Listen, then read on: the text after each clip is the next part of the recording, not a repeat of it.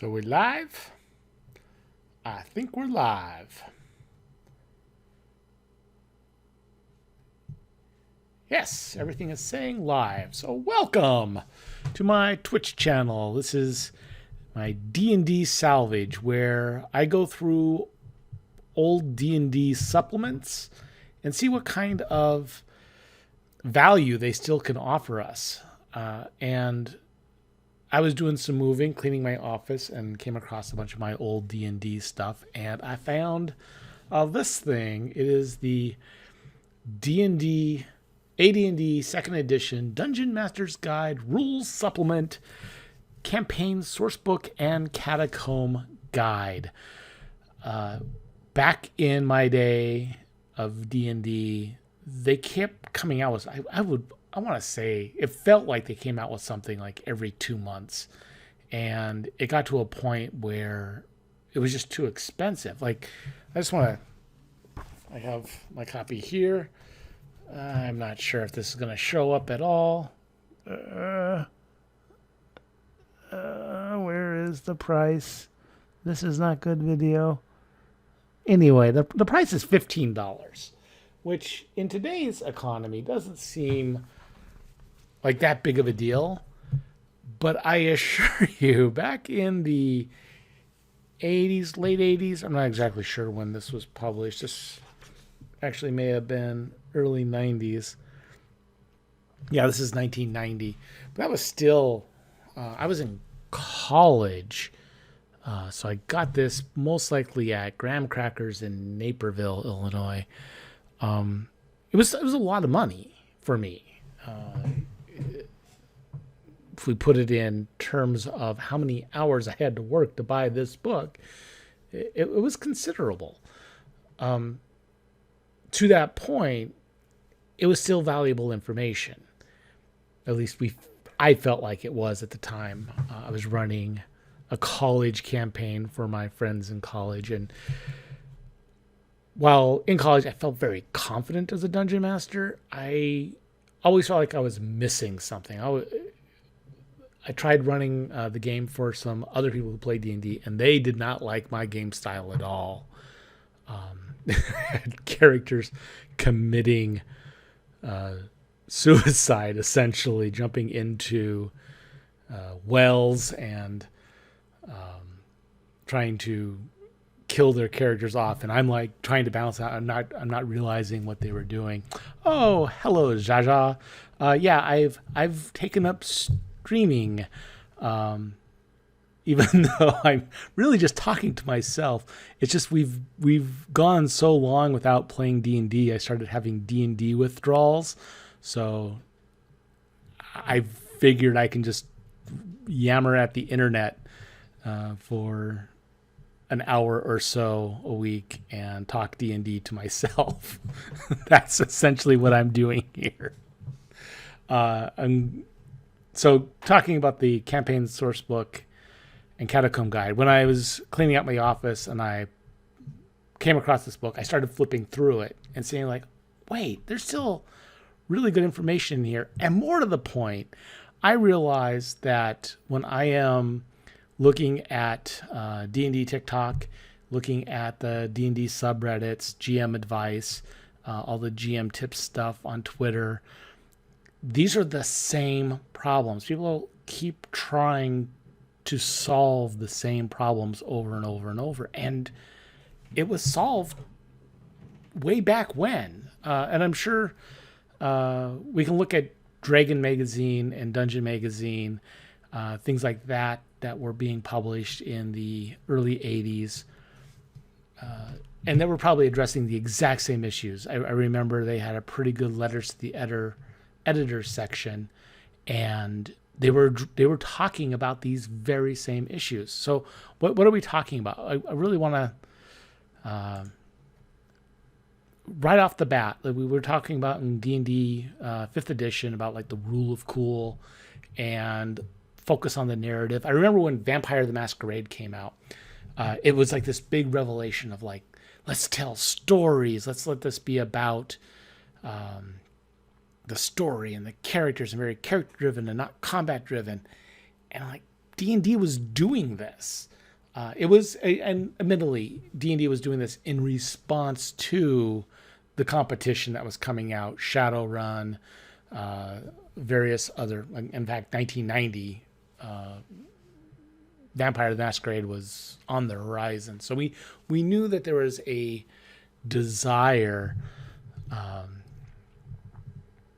to. Okay, bye, Laura, Jaja. Thanks for stopping in. Thanks for giving me a pair of eyeballs for a few minutes. I appreciate that a lot. Where was I at here? So D&D responding to the marketplace, people wanting story-driven role-playing games and not necessarily the crunchy numbers systems. So also 1990, you have to remember D&D 3.0 is on the horizon. It's on the verge of being released.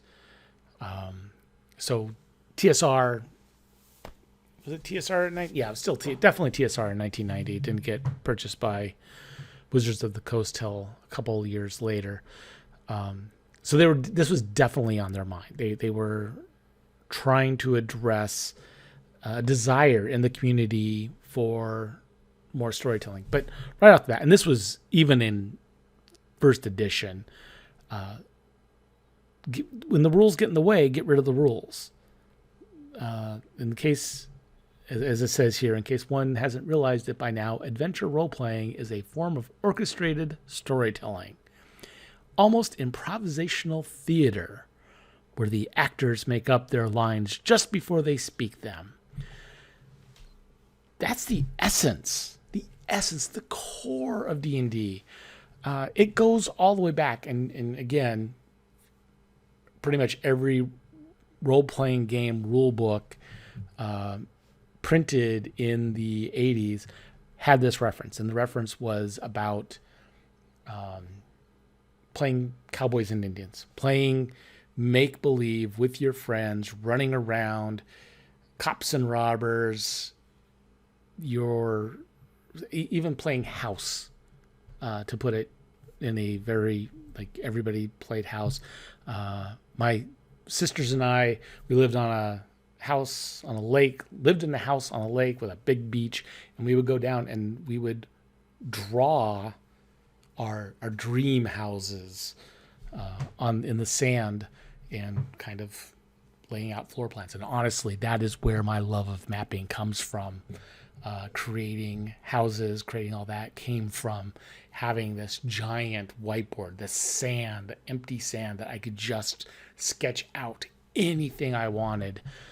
It was glorious. But that make-believe, that playing make-believe, is what D&D was capturing. So the first aspect of it obviously was they're playing war games, and instead of armies, they wanted to narrow it down to individual heroes, individual characters within the war game, kind of simplifying the whole mess of having thousands of little miniatures on a table and the hours it takes just to play out one little battle scenario, to narrowing it down and then adding a fantasy element, Tolkien coming out, let's throw in elves, dwarves, all that wonderful stuff.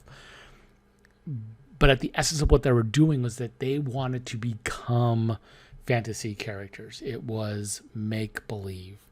And the rules were there to help facilitate the make-believe. That's all. So, yeah, when the rules get in the way of good storytelling, you get rid of the rules. And that's we have that in D&D 5th edition now. It's the rule of cool. So that has been here at least since 1990, but I guarantee it was there before. And I'll touch on that in a second or two. There's another aspect of this I want to address. But this just lays the foundation. If the rules don't fit the situation, if the rules don't fit the story, you err on the side of story. So that's all we're doing here. Let's move on to our next bit. This is just a continuation of that rules section. Assume that as heroes, the characters can overcome simple challenges without needing to roll dice. If a task is reasonably within a character's abilities, let the character do it. And that's basically like, just be like, I'm going to throw this chicken away. Like, you let them throw the chicken away. Why wouldn't you let them throw the chicken away? Chicken fly. I don't know why I said chicken. I was thinking chicken bone. Who knows? This is kind of, I don't know what I'm talking about at this point. Simple actions don't need rules. We understand. I walk and I open the door. If there's nothing special about the door, you open the door. I go and talk to that person. You're just having a normal discourse. There's no reason to have persuasion and deception and all that stuff. It's just a normal conversation. It's when you are trying to alter the flow of things. If the natural flow is for a guard not to let you into a room and you're trying to convince the guard to let you into the room, you're breaking the normal flow. That's when you need to have a roll, a deception check, a persuasion check, intimidation check. You need something to alter the status quo of the situation. A merchant will sell you this longsword for 25 gold pieces.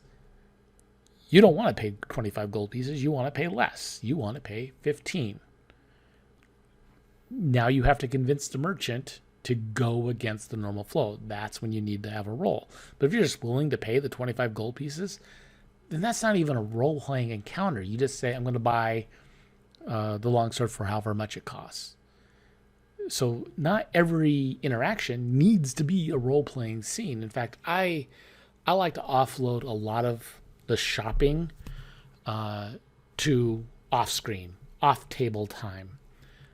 Because that way we save on-table time for the scenes and events that the players need to be present for and the characters need to be making rolls for. And that's just to keep the fun at the table and keep the administrative aspects of the game off the table. But yeah, if you want to negotiate special pricing, that sort of thing, that's on table, because that haggling, that sort of interaction is fun. But honestly, if you're just doing it to save a gold piece here and there, I as a DM is either I'm just going to lower the price to a point that you're okay with it, or I'm going to become obstinate because I forgot to eat my Snickers bar, and you're not going to get it for a lower price at all, no matter what happens. And that is the good and the bad of the power of the DM. So let's move on to another aspect here. Dying. D&D is supposed to be, was a long time ago, deadly. It was very, in fact, most of the stories that you heard in conventions of that was stories about how characters died. When I came into D&D in high school, it was hard to kill characters because my friends and I invested a lot of time and energy into creating these characters. My first character is Jonathan Swiftblade because, I was so clever. Human fighter. I still kind of favor human fighters. They are, to me, the most versatile, wonderful characters to play. They can be the face of the group. They can be the grunts. They are right up in the face of melee. You always know what to do when you're the fighter. You're going to go and fight.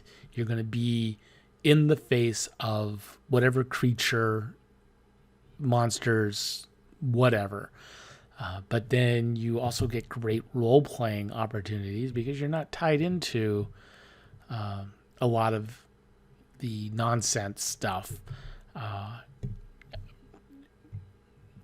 For me, the nonsense stuff. What do I mean by that? Paladins, you have to worry about oaths and that sort of thing. And there's good role-playing opportunities with that.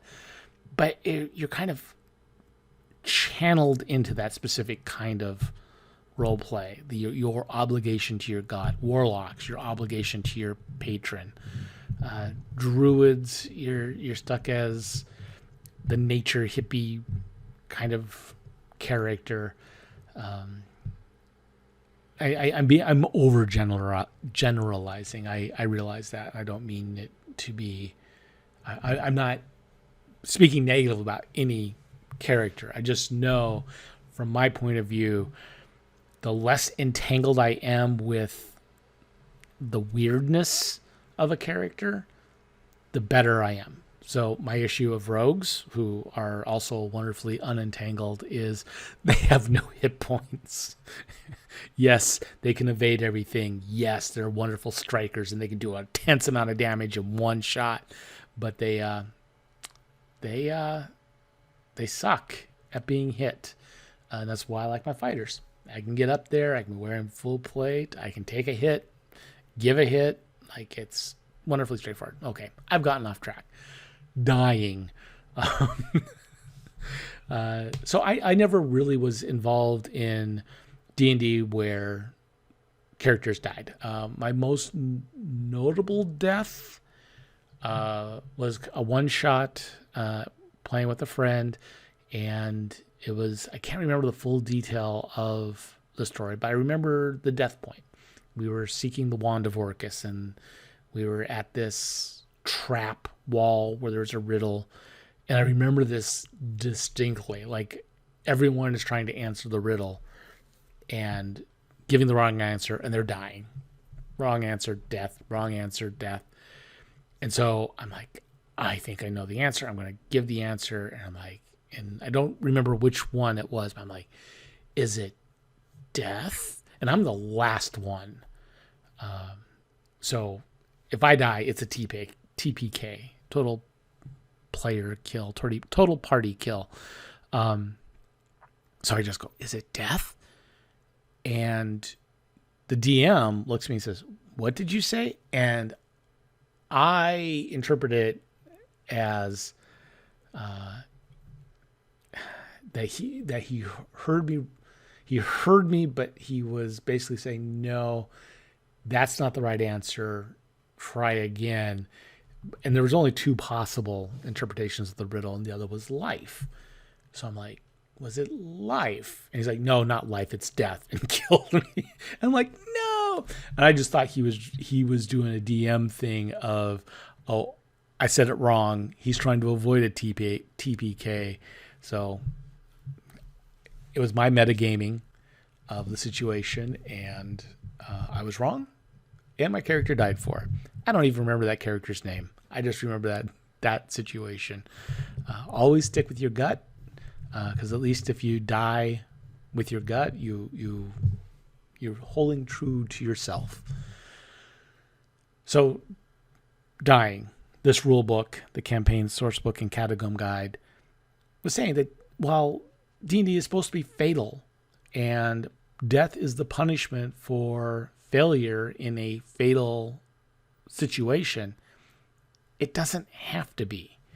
And that I love this so much, because it made me not afraid to do lethal damage to characters. And I'm flipping to that section in the rule book so I can get to the other section. So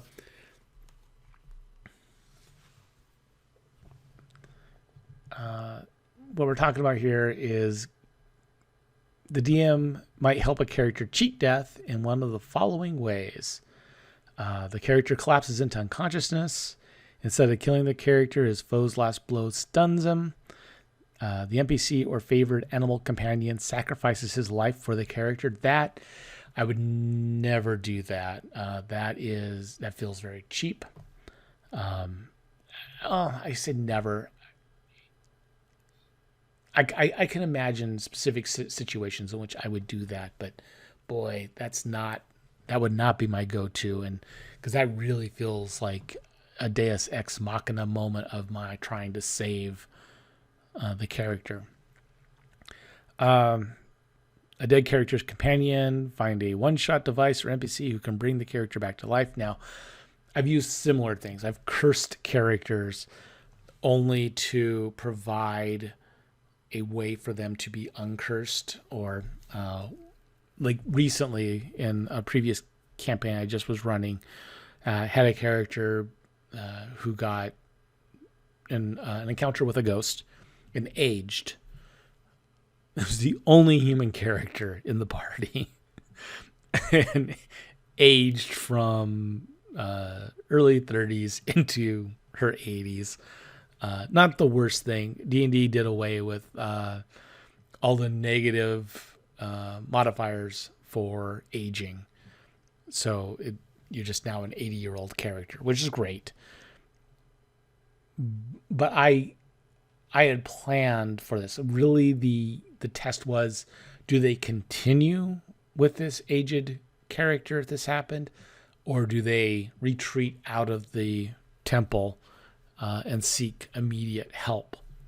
That was really the puzzle of the situation, because I had it set up that later on in the temple there was a room that if they were to rest in, equipment got mended and effects of aging and poisoning and all that would be removed. So yeah, at times I'm not a good D&D dungeon master because I favor the characters a little bit too much. I keep saying I'm going to be the harsh DM. I'm going to be the asshole DM who is going to hold the players accountable for every little thing and make them make decisions on the fly and not let them take hours to strategically figure out exactly what to say. And ultimately, I know when I'm on the other side of that, I hate that. I'm trying to play a game. When I'm playing Risk, when I'm playing Monopoly, when I'm playing Settlers of Catan, and I want to make the best possible move I can. Yes, I play chess. I play chess with a chess clock at times, and I get the whole purpose of the chess clock, keep the game moving. But I'm also one of those people that when it's somebody else's turn and they are sussing out what they can do, they're reading through their character sheet, they're reading spells. I love that, as long as they're vocalizing, as long as they're talking about their option. If they're just doing it all in their head and they're just quiet, then as a player at the table, I'm wondering, are they even trying to figure out what to do on their turn? All this long ways of saying I don't like being the asshole. I also don't like the arguments. I don't like the arguments, and I still, even as I try to avoid the arguments, I still get in the arguments of, well, you didn't explain that situation well enough, so I misunderstood. And I'm left with my own feelings of insecurity, of maybe I didn't explain the situation well enough. Maybe I misstated something. Maybe I said right when I meant left. Maybe I said the person was seated when I meant they were standing. Like, there's all these variables. And even after, almost 40 years of being a DM, now 32 years of being a DM, I still struggle with that doubt, even though I'm fairly certain because I don't do detailed descriptions of things. I only describe the things that are relevant and maybe some of the things that I feel help dress the scene. I try to let the players' imaginations fill in the gaps. I got that from fiction writing. You don't have to describe eye color and hair color and height and weight and all that kind of stuff. You just can give some very broad stroke descriptions of characters, of rooms, and that, and people will fill it in. As long as you're describing as this is a luxurious room, then their concept of luxury comes in, and you don't run into the situation and then start describing it, and then to them, that's not luxurious at all. They're like, what? That's flannel? Flannel isn't luxurious. So, talking about player death. The whole idea is when dealing out lethal damage, when putting players in lethal situations, death does not have to be the end result. There are many ways of dealing with it. One of my favorite, I saw this on Reddit. Somebody was describing it's like at the point where it's going to be a TPK when everyone in the party is going to die. And bookmark, do you know why entire parties die? Because players will never retreat. They are in the role of a hero. And to them, they are there to achieve the result or die. Even if the result is dumb. Even if they've actually achieved the core element of the result, but if there's still something left to fight, they will fight it. So this is why DMs need these extra tools. Otherwise, you're going to constantly killing off these characters. Which if you're playing a gritty, grimdark fantasy sort of game, great. If not, it just wears on people. It's like, oh, I have to create a new character. Some people love that. Some people have so many alts, so many extra characters that they running through their head.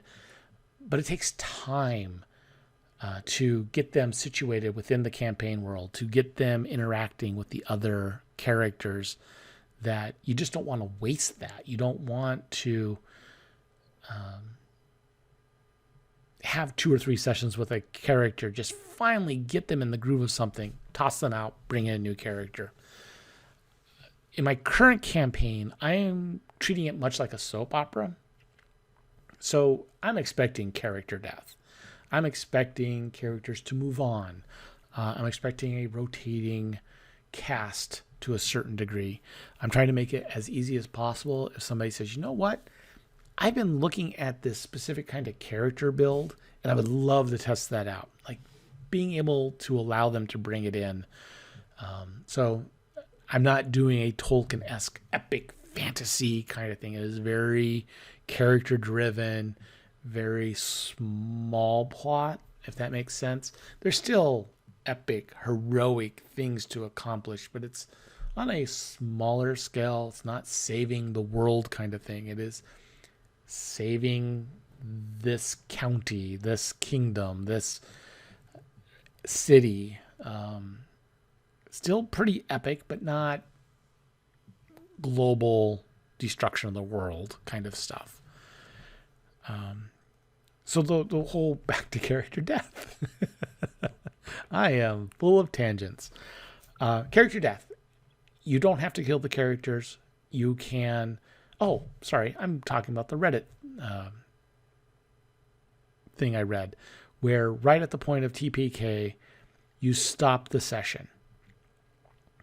Then you have the players, and you can have them create characters, or you hand them characters to play in the next game, and you let them play out a kind of an alternate version of what they just did, and then let those new characters come in right at the moment of the TPK, so they can be rescued by somebody, by NPCs, but they're not NPCs. It's not a dungeon master fiat. It's not Deus Ex Machina. It's not the dungeon master saying, you know what, I don't want to kill you guys today, so I'm not going to.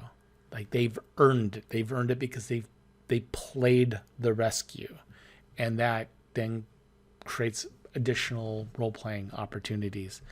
So the point is, back in 1990, they were already thinking, let's not have character death. Let's not let D&D be as fatal as it originally was. Okay. This is the common stuff that we see in the forums about D&D, and it is people asking how to handle certain player types. And this book has tons of player types in it that it addresses, and the one that's listed there are experts. Like, how do you deal with a player who, you're talking martial arts, and this player is an expert in martial arts, and then wants to basically say, no, it would never happen that way. That's not how that stuff works. Or my world, like, I dealt with physics majors, very scientific type people. I remember one really late night game, and I had one character. This was pre-Warforged. This was also pre-Full Metal Alchemist. It was a character that was a walking suit of armor, essentially. Or actually, he could transform into the walking suit of armor. I would never allow stuff like that today. It's I like play-tested stuff. I like stuff that I know what's going on with it. One of the issues is he could be healed through a heat metal spell, but he didn't know he could be healed through heat metal. So I was trying to create a situation where he discovers that this heating the metal would heal him. I don't know why. It was college. We were doing crazy stuff. So I had a situation where they're walking down this intensely hot hallway, and the whole point was it wasn't supposed to be it was supposed to be so hot that nobody else could walk down it, but he could. And it was supposed to be because this moment of sacrifice, but he realizes it was healing him as he goes along. And I kept having players ask, well, how hot is it? How hot is it? I'm like, well, I'm thinking it's like, it's not so hot that it's like instant death. It's not molten lava. And I could not think of a temperature. In my mind, I had two temperatures. I had 0 degrees freezing, 212 degrees boiling. I didn't want to be boiling. So I'm like, well, what's the midpoint? I'm like, it's like 100 degrees. And my physics player is like, oh, well, I'm just going along and I'm touching the wall. And so I had to pull out the Dungeon Master fiat of like, well, in my world, 100 degrees, burn skin. I felt like an idiot. But you deal with experts. And really, I'm looking at what they suggest here. First of all, reinforce the authority of the DM. I did. You're burnt, even though the temperature I cited would not actually cause you any significant harm. Regardless of what the expert says, the DM's judgment regarding a situation stands. This is a game. The rules were designed to be fun and playable, not perfect simulations of reality. So keep that in mind. This goes back to like the players who say, you know what? I am going to set up this death trap. I am going to, and they outline this perfect physics simulation of if this happens and this happens and this happens, and thus they are crushed beneath tons of boulders and that sort of thing. And I don't have to make a roll. The target gets no roll. Like they just want it to happen. These are also the same kind of players who I'm trying to target the knee, the weak spot. So I know that I could cripple, the hit points may be 5,000 hit points, but if I can do enough damage to that knee, well, the knee doesn't have separate hit points. So in D&D, I don't do called shots. You can say you're shooting at their head all you want. Not going to happen. It just because the game isn't built for that. If vehicular combat in that, I may establish different hit points for different sections of a vehicle or that sort of thing. But these experts, they want to apply their real world knowledge into the game world, and we have to remember it's a game. When you're playing Risk, That's not how combat actually works. It's a simulation. So you just go with it, and you have to understand in D&D, there's different ways of jumping over things. There's different ways of using rope. There's different ways of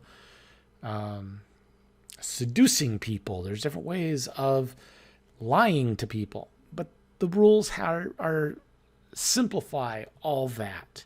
And we do our best. We do what we can to accommodate.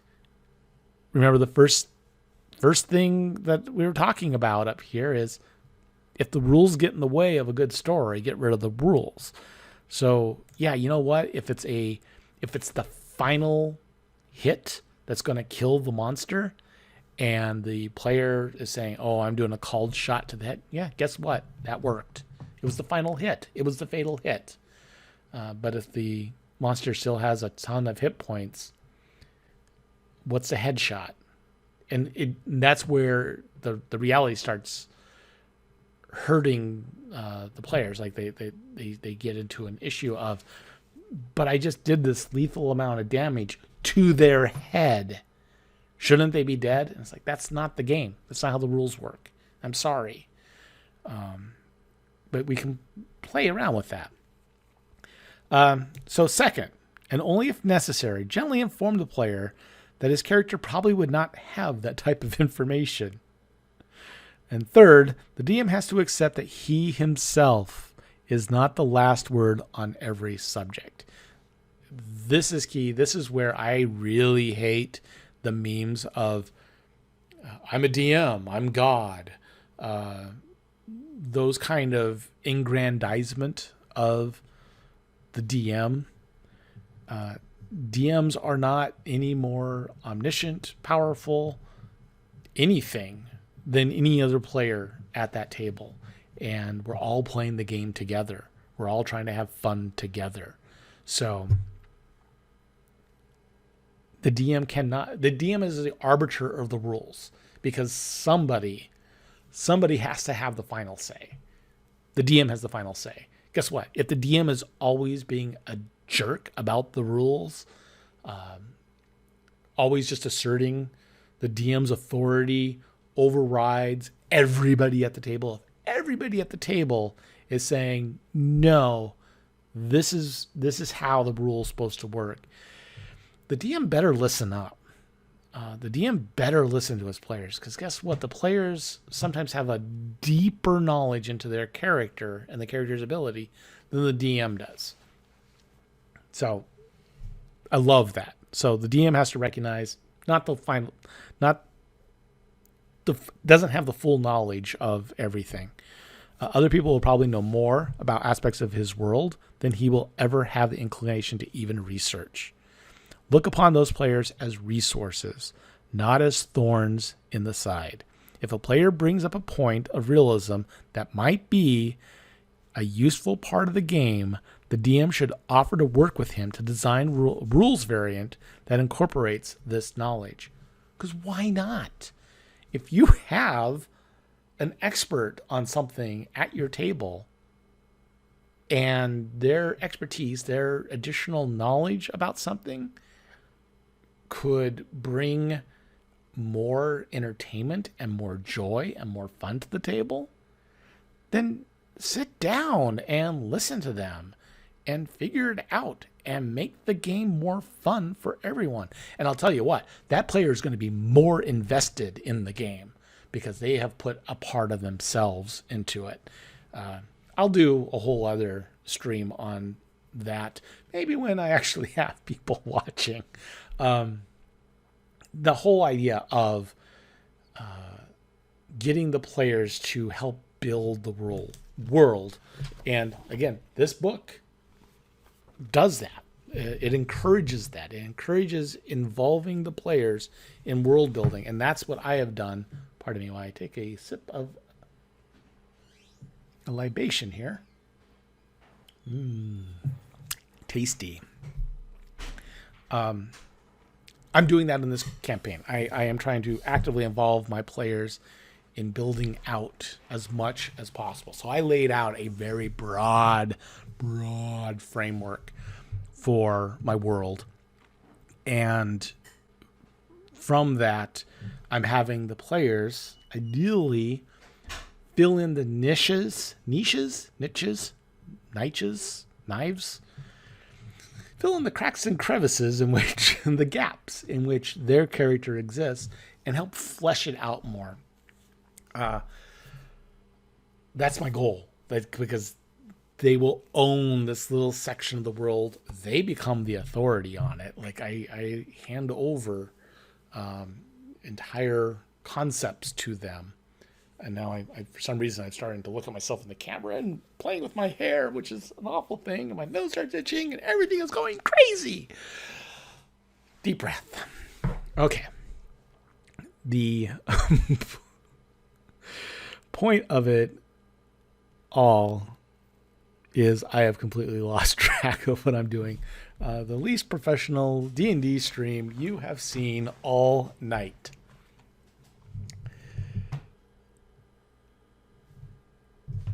So I'm just going to move on. Experts, use them. Let them know that the DM is the final word, because if they want to suddenly build out a complex system for brewing beer, because they know how to brew beer and they want to invest time and energy in developing that, but there's no game time, there's no story aspect to that, that's something that they can do on their own time. There's no reason to bring that to the table. The other type, know-it-alls, and I am this player, and I apologize to every DM. I was playing in a campaign of what it was, Song of Ice and Fire, the Game of Thrones role-playing game, and I was playing with a bunch of newbies. There's two other people who have played two other people who played D&D, and then there's other people who were Magic players who were trying it out. They were interested in trying it out, and I could not help myself. I was biting my lip. I was trying to do everything, but and the person is like, "Oh, here's how to do this. Here's what we should be doing. And luckily, I was with people who took it graciously. But dear Lord, if I was at the table with myself, I would have wanted to kick my own ass. So, know-it-alls. So we cover the expert. The know-it-all is more of a problem than the expert. The know-it-all has an opinion on everything, which I do. While he may not directly challenge the DM's authority, which I never do, DM's word is final. I believe that.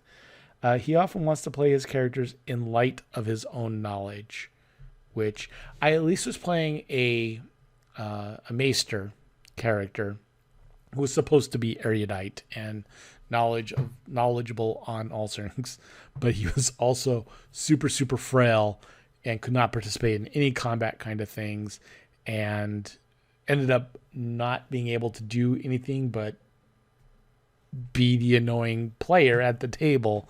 So there's a lesson there as well of making sure people have an activity when they're not going to be involved in a majority of the story. The DM should inform the player that he should role play the character as if he did not possess the knowledge. If this does not do it, enforce the decision. Furthermore, the DM should admit that although he may not have as much information on the subject as the player, his decisions are based on the rules of the game and will stand unless there's any unilateral player support for any rule variance. So even there, it was bringing up the point that if everybody at the table is saying, no, we want this variation, the DM needs to concede that point, because this is a game everyone's playing, and in order for the game to be fun, everyone needs to agree upon the rules. This one, again, these are not new This is not new stuff. We have dealt with this for a long time. Cheating players. Guess what? Players will cheat. Players will fudge dice rolls. You know why players fudge dice rolls?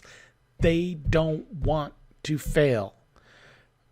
And it's not always about personal glory. They don't want to fail the other players. So they know that they're in a tough combat. So they're rolling the dice, and especially when it's a near miss. If it was just one, like, oh, I rolled a 15. If I would have rolled a 16, I would have hit. They're going to fudge it. They're going to. Not all of them, not all the time, but it's going to happen.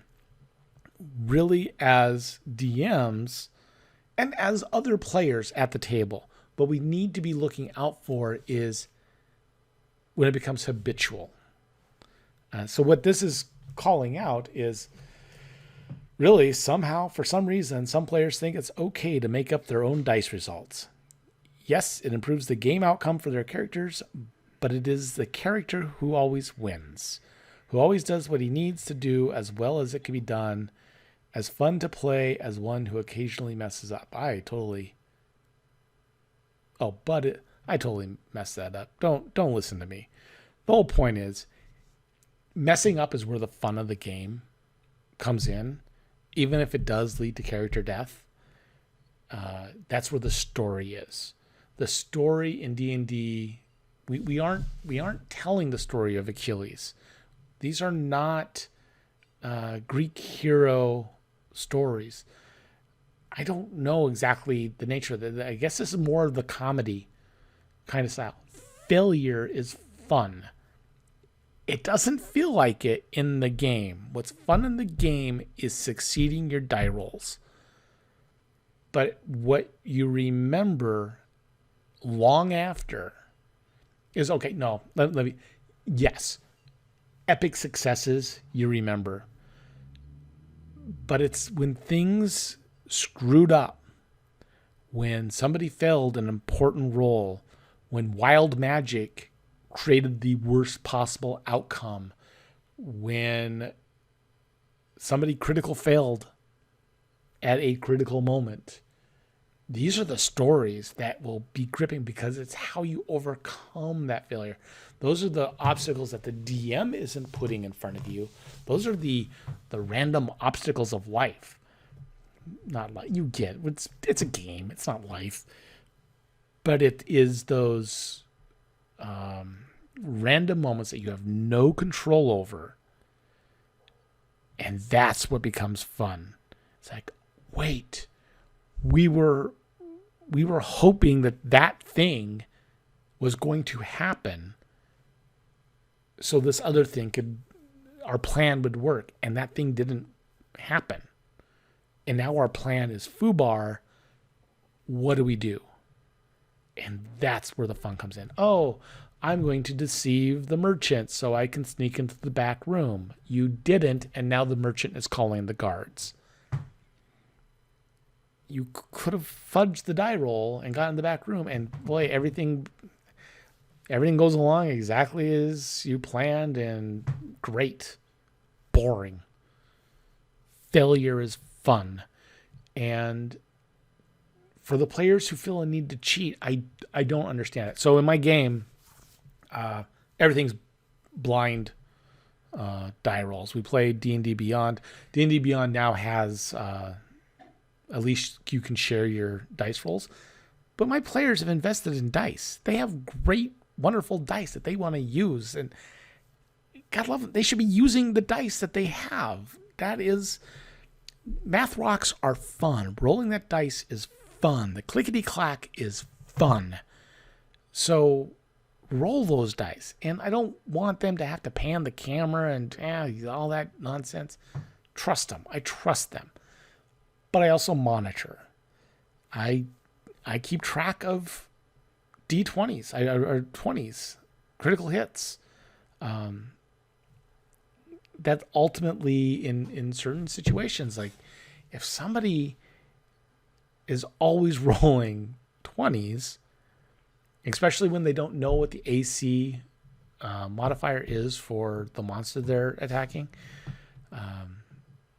And I look for patterns, and I start not to trust certain things. So there's certain times where I say, okay, these rolls need to be rolled in chat. These rolls need to be rolled on D&D Beyond.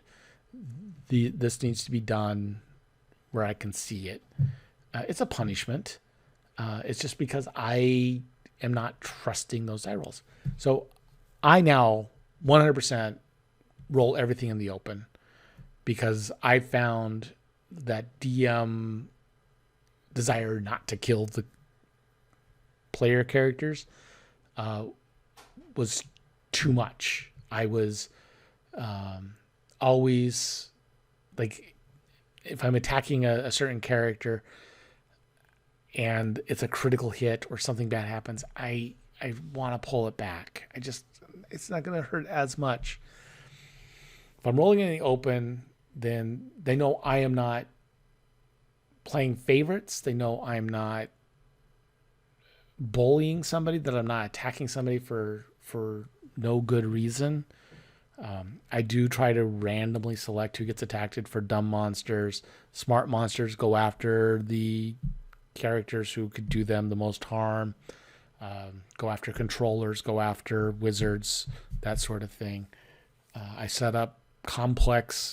try to set up complex encounter scenarios where there isn't a safe spot for anybody, so I can usually get to any character in the encounter field unless another player has chosen to guard the other character. And that's where my current group, they don't think strategically like that. So I have to back off my strategic thinking a little bit just so the game's fun. It's not fun playing chess with a 3-year-old.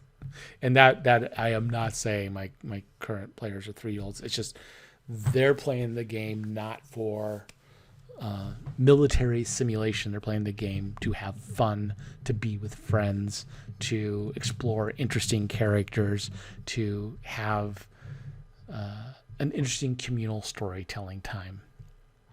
But I want to make it challenging. The story is overcoming the challenge. If they're cheating, there's no challenge. And all they have is story. But it's a story that they could be telling themselves. Why even include other people? So this whole section talks about how players cheating hurts the game for everybody. I want to say that it doesn't necessarily hurt the game.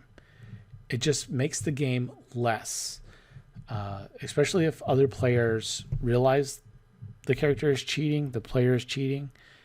There's two reactions. I've seen both these reactions over my time. The first is they fudge it too. Or variation of that is they become hyper vigilant of that other player's dice rolls.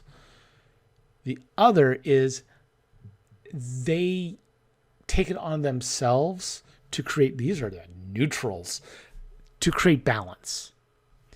So suddenly, during an encounter, they're no longer hitting. They're doing awful. And again, statistically, just like it's really odd when something should be occurring about 65% of the time, that it's occurring 80 to 90% of the time on successes. When it goes to failures in that same way, it's like there's just no way. I mean, there's a way. It's random. It's very possible, but it's that feeling that they're trying to address what they feel is an imbalance in the encounter, where they're like, okay, so if this player is fudging rolls, I'm going to fudge it the opposite way, because they don't want to win by cheating. And as a group, you just don't want to win by cheating. I remember doing a group trivia night, and a night that I wasn't there, but found out that somebody was cheating in my group. They were looking up answers on the phone. I'm like, I wouldn't want to win under that condition. For me, it's not how can I get away with cheating? How can I game the system? It is within the rules of the system. How can I be successful? And I guess I don't have a competitive streak. I can lose and be fine with it. I'm really bad at games. I lose more games than I win. And I'm okay with it. I have fun in the playing, in the social aspect of it. So there could be in my psychology, I just don't quite get it. In this section, it talks about when DMs cheat. Well, here's the thing. When DMs cheat, it is 4 times out of 5 in favor of the players, in favor of the story. They're trying to keep things on par. From the DM's point of view, things have gone awry. They have built the encounter and they may have misjudged the power of a monster, and they're now backing it up. So Matt Colville has great videos on this. Actually, there's a lot of YouTubes out there with very similar videos, very similar advice about the dials and controls that we as DMs have over a encounter, and we can lower a armor class. And that's my new favorite one, is if the players aren't hitting as much as they should, you can have armor fall off. You can have the monsters throw away their hide shield, or have a successful hit sunder their armor, and they're now more exposed, and it lowers their armor class so the hits can occur more often. We can increase and decrease hit points. If an encounter is going on too long, decrease those hit points. 4th edition has the Minion Rules. I love the Minion Rules. I have some monsters that my version of the Minion is they have to be hit twice. Doesn't matter how much damage each hit does. They're 2 hits.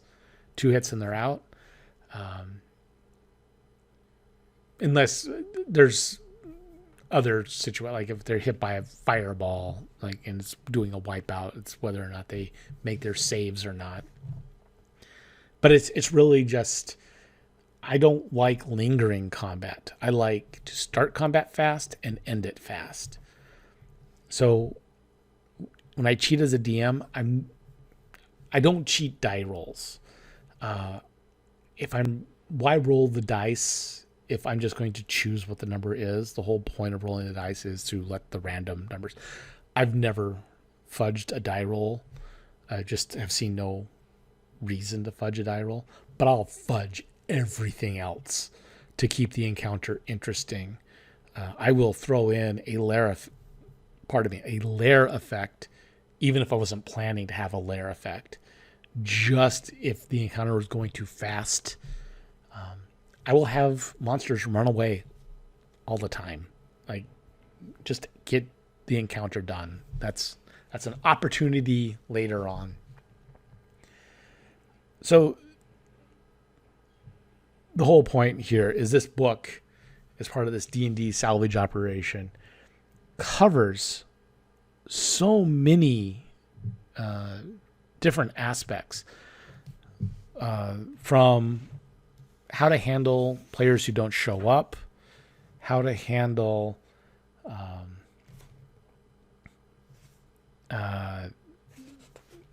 players who change their mind after they commit to an action, DM burnout, whether or not you have enough players to play, whether you're gaming too often, how to divide up work. And then it goes into world building, which I won't dive into. That's not the whole purpose of this this stream, this chat, is world building and the other aspects of this book. This book is available on RPG drivethrurpg, sorry. So you can pick it up. I believe, it's $10. it is generic information for the most part. It is information. Most of this information applies to pretty much any game system. It talks about how to plan breaks. It talks about how to include comedy into a game session, whether it's right to include comedy in certain game sessions, how to improv, how to pace a session, how to deal with passage of time. There is so much information. I will have another stream where I go into some of the other aspects of this book, but honestly, I'm so glad I stumbled upon this book. It refreshed my memory on so many things that we used to do. And I didn't play. So I played first edition, the basic D&D, second edition a lot. Second edition was my main D&D. I played 3.5 a little bit. And then I bought all of 4th edition. I was trying to get back into D&D in 4th edition, but had nobody to play with. And then 5th edition came out, and I was still irritated by 4th edition on certain things, but I was very intrigued by what I was seeing in D&D Next when they were testing that out. And then finally found people who wanted to play, and I'm like, yes. So dug into 5th edition and realized 5th edition became very player friendly, which makes sense. We are drawing people into the game who didn't come up through the military wargaming side of D&D. They're coming at it from video games, mainly. I'm making a huge assumption there. I'm assuming that people who play Skyrim are like, oh, I would love to play D&D. D&D is hot now because you have Critical Role and a bunch of other streaming media. You have Vin Diesel and Joe Magnola. You have big name celebrities who are D&D players. So it's very culturally accepted now to play D&D, and people are calling things like Call of Cthulhu D&D. D&D has become the Xerox of role-playing games, and that's fine. The whole point is the role-playing game, and it be system agnostic is my belief. I like D&D because I like the simplicity of it. I like the fact that my history of knowledge of the game actually can apply and come forward and inform the 5th edition, which is what's happening here. 5th edition became very player friendly, which is great. I'm still looking for ways of challenging my players, making the game more interesting beyond the story elements. So yeah, I follow Matt Colville and love his ideas. There's a ton of people out there who are contributing to the community in great ways, providing great ideas, great tips. And that's all I'm doing here, is trying to also contribute to the community, give back where I have taken, essentially. So that's it. That's my time. A little over my 1 hour of D&D talking. But I hope you enjoyed this. I have other books, Dungeoneer Survival Guide, Wilderness Survival Guide. I may even tap into Oriental Adventures to see what we can salvage from that. The book itself is horribly racist. Not horribly. Well, is racism never not horrible? It's racist. It talk about huge cultural appropriation and misunderstanding of so much. But in terms of mechanics and rules and building out concepts like that, I think there's stuff there to be salvaged. So that'll be a topic for salvage stream in the future. All these streams go up onto YouTube. I am at Sean D. Francis on Twitter. So if you want to connect with me on Twitter, absolutely feel free to. I tweet D&D. I tweet cooking. I tweet politics. It's my garbage account. I just tweet anything I'm thinking about. So if you hate random shouts into the void, then don't follow me on Twitter. But if you just want to send me a message, if you want to talk about this, what we talked about in this stream, I would love to have that conversation. As I was talking to my one guest in the stream earlier, the whole point of this is I love D&D a lot. I don't get to talk D&D with anybody anymore. I don't have people in my life where we can just sit back and hash this stuff out in a very casual way. So I started thinking like Twitch, like here's the community. I want the discussion. When I'm posting on Reddit, I post in a very protecting myself from argument sort of ways. CYA posting. And I just want the free form back and forth. I will love the share of ideas. One of my friends from high school, he and I would spend hours just hashing out role-playing ideas, hashing out weird character multi-classing combinations. Would this stack with this? And trying to break the game in various ways whenever possible. But ultimately, it is just about getting more D&D in my life. So that is what's happening here. So I hope you enjoy it. I have all sorts of role-playing game content on my YouTube channel, which is, I believe, SDF 2008. But again, just tweet me. I can send you links to it if you care. In the future, I'll do a much better job of coordinating this information. In fact, actually, on the Twitch channel, I believe I have a link to the YouTube channel where this stuff goes up.